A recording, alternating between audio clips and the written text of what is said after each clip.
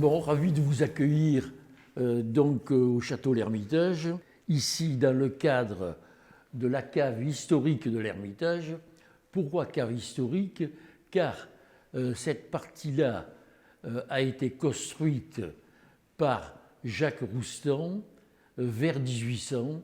Jacques Roustan, acheteur en bien national d'une partie de l'abbaye d'Estagel. Donc j'ai retrouvé dans les archives départementales traces des actes de vente du territoire de l'abbaye d'Estagel en 1792, découpés en lots d'une quarantaine d'hectares vendus à des propriétaires qu'on appellera bourgeois de Nîmes. Donc Roustan achète en 1792 un territoire de 40 hectares qui est signalé être garrigue dans l'acte de vente.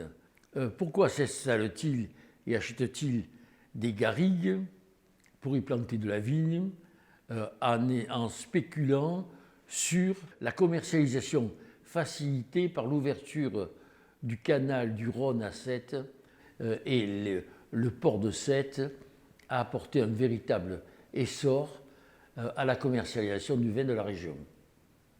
Lorsque le phylloxéra a détruit les vignobles de la région, le vignoble de Saint-Gilles, on s'en aperçoit dans l'enquête faite par le préfet sous l'Empire, était planté à plus de la moitié d'espars que nous avons appelés aujourd'hui Mourvèdre. Le Mourvèdre et le Grenache présentaient l'essentiel du vignoble de la région. Lorsque le phylloxéra a détruit le vignoble a été replanté par des cépages productifs, l'Aramon, le Carignan, un tout petit peu de Grenache à titre anecdotique, mais le Mourvèdre a été complètement abandonné. Nous l'avons, par choix stratégique, replanté significativement il y a une quinzaine d'années, et aujourd'hui le Mourvèdre représente 25% de l'encépagement des rouges. Nous avons par contre conservé des muscats. Bon, il n'y en a plus que 3 hectares, mais il fallait conserver cette tradition historique, et j'avais tenté, mais peut-être je ne me suis pas assez accroché pour faire reconnaître cette spécificité du muscat de Saint-Gilles, car on avait pu amasser, grâce aux archives municipales, des références des années 1700, où par 3 fois on retrouve dans l'inventaire des compois des plantations en muscat. Ces plantations s'appelaient des muscaderies, qui étaient signalées dans les compois. Alors tu avais vignes normales et muscaderies, les distinguant donc des vignes de cépages normaux, entre autres de Mourvèdre dont je vous ai parlé. Donc on est en Costières de Nîmes, le château L'Ermitage, donc on va travailler les cépages classiques de l'appellation. Donc on va être sur Syrah, Grenache et Mourvèdre pour les rouges, et Roussanne, Viognier et Grenache blanc pour la partie blanc. Nous on a un peu une particularité, on est fan de Mourvèdre, c'est vraiment notre cépage de prédilection. En fait le domaine étant sur le versant sud des Costières, il bénéficie des entrées maritimes, donc on a la brise thermique qui l'été se lève vers 2-3 heures de l'après-midi et qui apporte une petite fraîcheur. Et c'est vraiment un terroir qui est magnifique pour ce cépage de Mourvèdre. Et c'est vrai qu'en rouge, on a tendance à avoir beaucoup de Mourvèdre, 40, 50, voire des cuvées à quasiment 100% de Mourvèdre chez nous. Voilà. Après sur les blancs, prédilection également sur la Roussanne. La Roussanne, c'est un cépage qui va apporter un peu d'acidité, de fraîcheur et du coup qui va donner des vins blancs gourmands, fruités mais aussi frais. Voilà. Donc ça c'est un peu la proportion des cépages sur le domaine. On est en Costières de Nîmes, alors parce que on est effectivement des fois les gens se posent la question ce Costières, est-ce que c'est Rhône, est-ce que c'est Languedoc, parce qu'effectivement administrativement on dépend de la région Occitanie maintenant, mais après on est nous dans le vin, on a les familles, la famille qui est définie par le terroir. Donc en fait, c'est ce qu'appellent les Bourguignons le climat. C'est l'association du terroir, du sol et du climat au niveau thermique. Donc nous, on est sur du galet roulé rhodanien, donc on est sur l'ancien lit du Rhône. Le Rhône, à l'époque, avait un débit plus fort et la Durance le poussait et descendait jusqu'à 7. Et ensuite, la Durance a perdu du débit, donc le Rhône s'est rabattu et a fini en Camargue. Mais pendant des centaines d'années, est resté donc sur ce secteur-là, il a déposé. Donc on a des profondeurs de sol qui vont de 10 à 15 mètres de dépôt de galets roulés d'un lit de rivière, le lit du Rhône. Donc ça, ce qui fait la caractéristique de toutes les appellations de la vallée du Rhône.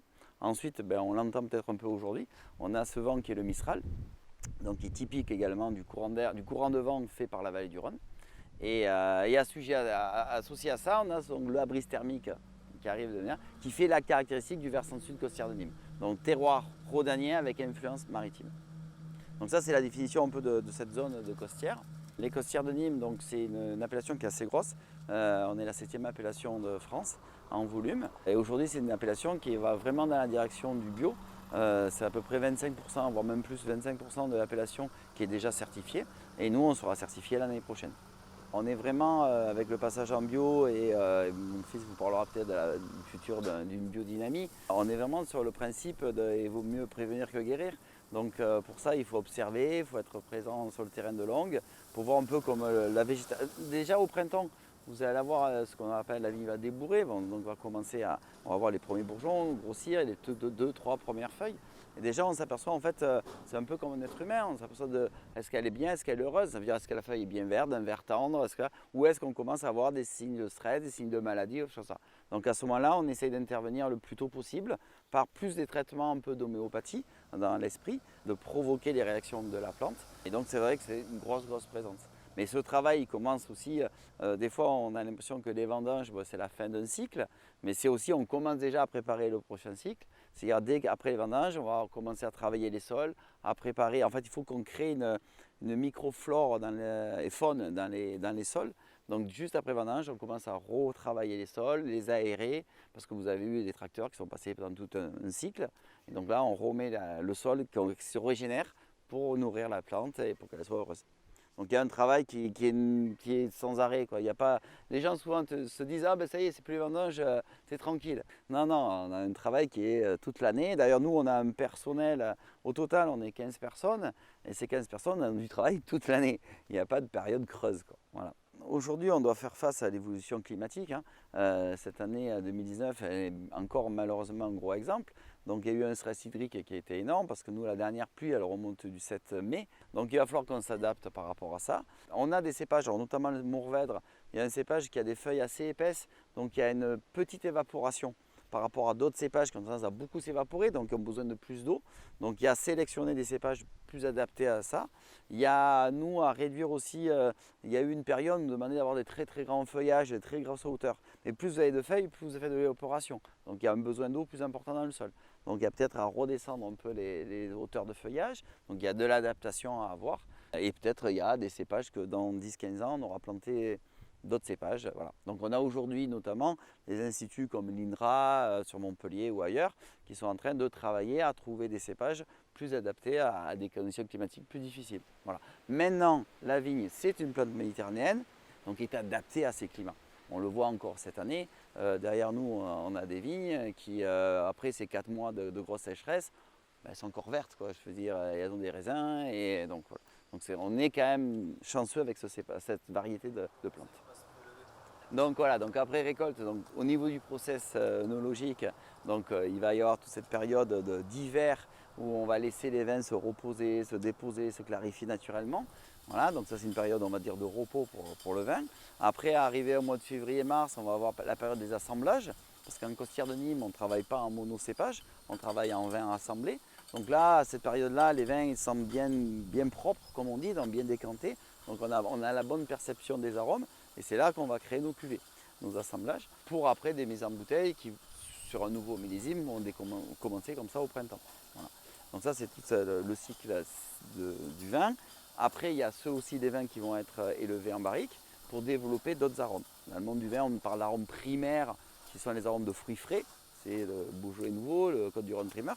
Et après, on va parler d'arômes secondaires, tertiaires, des arômes d'évolution qui vont développer des épices, d'autres formes.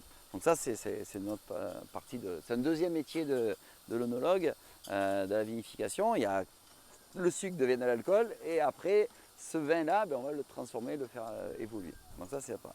Et après, la partie commercialisation, on a participé au premier Vinisud, le premier salon qu'il y avait à Montpellier, donc en 94. Et c'est vraiment 94, c'est vraiment la transition, l'évolution de la région viticole, où on est passé de cette activité citerne, vraqueur. Mes grands-pères, on leur demandait de faire du liqure étoilé, on leur demandait de faire du vin pour couper avec des vins d'Algérie. Et il y a eu cette période de transition des années 70-80 qui ont été la grosse mutation de la viticulture dans la région, avec beaucoup d'arrachage, beaucoup d'une nouvelle technologie qui rentrait en cave, des nouvelles façons de travailler. Puis après, il fallait apprendre à vendre, parce qu'on ne savait pas vendre. Donc ça a été rapidement l'export qui nous a attirés, enfin qui est venu nous chercher. La partie exportation, c'est 2/3. On fait 2/3 d'exportation, 1/3 de marché français. Alors marché français, nous on est uniquement sur ce qu'on appelle le réseau traditionnel, c'est-à-dire le caviste, la restauration. En fait, on a besoin, notre appellation, c'est pas une appellation phare. On ne s'appelle pas Pétrus, on ne s'appelle pas la Romanée Conti. Il nous faut une classe moyenne. On a besoin d'avoir une classe moyenne qui est éduquée, qui a voyagé, et là c'est notre cible. Voilà. Donc c'est pour ça que l'évolution, ça a été l'Europe du Nord, États-Unis, la Russie et aujourd'hui l'Asie, parce qu'aujourd'hui beaucoup d'Asiatiques viennent, de Chinois notamment, viennent visiter l'Europe. Au départ ils sont allés qu'à Paris, et puis la deuxième fois ils ont fait Nice, et puis la troisième fois j'espère qu'ils font Nîmes. Donc on est très associés, en fait, pour moi c'est très important le développement touristique de la région. Parce que, on parle de l'œnotourisme, mais ce développement touristique, c'est important parce qu'on fait venir des consommateurs qui vont, et s'ils sont bien accueillis, s'ils repartent avec plein de bons souvenirs d'une région, ils repartent aussi avec ce qu'ils ont mangé. Donc l'envie de retrouver l'huile d'olive, l'envie de retrouver peut-être le Pélardon des Cévennes et l'envie de retrouver les vins qu'ils ont consommés. Donc c'est très important qu'on accueille bien les gens dans notre région, qu'on leur montre qu'on a du sourire, qu'on passe de bons moments, qu'on a un pont du Gard, qu'on a du kayak à Colias, qu'on a de la Camargue et autres, parce que comme ça ils repartent et c'est vrai que ça peut nous faire travailler nous derrière. Voilà. Alors concernant le passage en bio de notre domaine, c'est un peu une idée qu'on a, que moi j'entends de tout petit, des discussions avec mon père et mon grand-père le midi à table ou le soir quand on est tous ensemble, où c'est une idée qui revient à chaque fois et depuis tout petit, je vois que mon grand-père, c'est plus mon grand-père qui faisait un frein au début et dès qu'il a commencé à s'y intéresser, cette idée qui est venue de mon père à la base du passage en bio s'est lancée et a pu commencer. Au début, pendant les 2 premières années, donc ça fait 5 ans on va dire, il y a 5 ans, mon père a commencé à se lancer dedans et à réfléchir parce que le problème d'un passage en bio de 60 ou 90 hectares, c'est pas un passage en bio sur 5 hectares, ça n'a rien à voir, c'est un investissement énorme. Et à partir du moment où on rentre dans l'idée de passer, d'être bio et de passer en bio, on peut même partir plus loin et se projeter à pourquoi pas passer en biodynamie un jour. Et c'est un peu cet esprit-là qu'on parle aujourd'hui. Aujourd'hui, cette année, ça va être la 3e année de conversion. Et on est déjà dans l'idée de peut-être essayer de passer 8 hectares en biodynamie, d'essayer de travailler 8 hectares en biodynamie l'an prochain, même s'il n'aura pas la labellisation, même si on ne cherche pas à avoir le certificat derrière, mais c'est plus à voir si on peut travailler. Aujourd'hui en bio, on travaille avec cuivre et soufre. C'est les 2 seuls produits qu'on a le droit de mettre à la vigne. Et en fait, on est conventionnel, bio et biodynamie. En bio, cuivre et soufre. En biodynamie, cuivre et soufre aussi, mais avec des doses plus réduites. Et plus on avancera dans le temps, plus les années passeront. Et je pense que plus les doses de cuivre et de soufre à la vigne qu'on peut se permettre de pulvériser vont réduire. Et du coup, plus on réduit les doses, plus c'est compliqué de se protéger avec le cuivre et le soufre. Et la biodynamie va nous servir à trouver quelque chose d'autre, trouver une alternative au cuivre et au soufre. Ça peut être une tisane d'ortie, ça peut être une tisane de bourdaine qui va permettre à lutter en plus que le soufre ou en plus que le cuivre. Donc pourquoi pas aujourd'hui, l'idée qu'on a, c'est de travailler le bio comme on le fait aujourd'hui, qui est très bien, et pourquoi pas demain être en biodynamie. Donc c'est toujours pousser. Mais après, c'est pareil, la plus grosse marche, elle est entre conventionnel et bio. La plus grosse marche, c'est celle qu'a fait mon père il y a 3 ans. Mon père et mon grand-père. Mon grand-père qui était aux vignes et mon père à la cave. Et du coup, là, en 3e année, tout va bien, quoi. On a retrouvé les rendements à peu près qu'on faisait il y a 4 ans. ou en conventionnel, et tout en travaillant nos sols et tout en étant bio. Donc ça, c'est parfait. Tout d'abord, moi, c'est ma première vinification ici. Je suis parti faire mes vendanges à l'étranger après mes études à Bonn, en Bourgogne. Donc j'ai fait Californie, Espagne, Corse, Angleterre, Nouvelle-Zélande, Afrique du Sud. Et là, c'est ma première vendange ici, donc, que je vois de partout, dans toutes les autres caves, dans tous les autres pays du monde, que ce soit Afrique du Sud, Nouvelle-Zélande. À chaque fois, on arrive dans des caves quand 5-10 ans. Donc à chaque fois, le matériel est neuf par rapport à une cave en France, par rapport à une cave de chez nous. Donc les nouvelles techniques de vinification que j'ai vues ailleurs, on essaye de les apporter au fur et à mesure ici. Et la première, la plus importante, c'est la gestion de la température. On ne laisse pas la cuve, on ne laisse pas la fermentation, les levures travailler comme elles veulent. Il faut les brider un peu, il ne faut pas chercher à laisser partir sa cuve, elle peut monter à 30 degrés et ce n'est pas l'intérêt, on va perdre des arômes, on va perdre tout ça. Donc le changement a été au niveau des températures et au niveau de la qualité du raisin qui rentre. On a toujours, ça fait peut-être 20 ans qu'on travaille avec la machine à vendanger.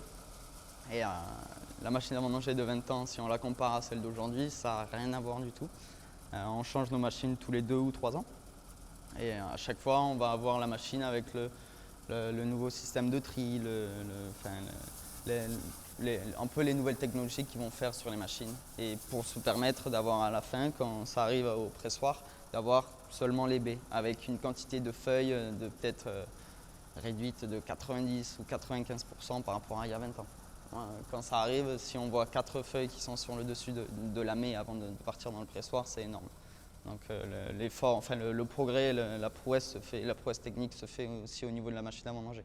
Et on va essayer de garder la baie le plus possible entière, pas éclatée, pas abîmée, jusqu'à ce qu'elle soit pressée ou jusqu'à ce qu'elle arrive dans la cuve. C'est garder le raisin, pas naturellement, mais garder le raisin le plus entier possible avant qu'il arrive dans la cave. Un autre projet qu'on a, enfin pas un projet, mais une autre idée qu'on a, c'est vraiment d'essayer le plus possible de faire des petits essais sur des vins, sur des cuvées, et dont les 2 œufs qu'on a juste derrière, qu'on a rentrés il y a l'an dernier pour les vendanges de l'an dernier. Ils ont fait leur premier millésime en 2018. Pareil, on a dit pourquoi pas essayer de faire un vin, un blanc dans un œuf. Donc à gauche, on a un œuf de Viognier et à droite, on a un œuf de Roussanne. Le but de cette forme de cuve un peu ovoïde, c'est de tout le temps avoir les lits en suspension. Les lits, c'est les parties un peu solides qu'on va retrouver dans le vin, et c'est là où c'est tous les précurseurs d'arômes, c'est où les arômes vont se stocker. Et du coup, là, ça nous permet, en termes d'élevage, après la vinification, on va tout le temps mettre en suspension ces lits. Et si on compare avec un fût et un œuf, quand on met les lits en suspension dans un fût, les lits vont retomber au bout de 24 heures. Quand on met les lits en suspension dans un œuf, les lits vont retomber en 4-5 jours. Parce qu'il va tout le temps se créer un phénomène de rotation, un phénomène d'inertie au sein de l'œuf. Et c'est ça qui va permettre à un dépôt beaucoup moins rapide des lits. Donc pourquoi pas, peut-être un jour, il y aura 4 ou 6 œufs. C'est vraiment un petit essai au début qui se fait sur 15 hectos. Et pourquoi pas, demain, il sera sur 30, sur 60 ou sur 90. Et aujourd'hui, c'est un œuf, mais peut-être que, je sais pas, dans 5 ans, ce sera une amphore, ou à revenir sur une amphore, ou dans une jarre, ou n'importe quoi. C'est vraiment un but de recherche et un but d'améliorer, de trouver quelque chose de nouveau, d'apporter de la fraîcheur. Donc les 2019, ça c'est les Mourvèdres.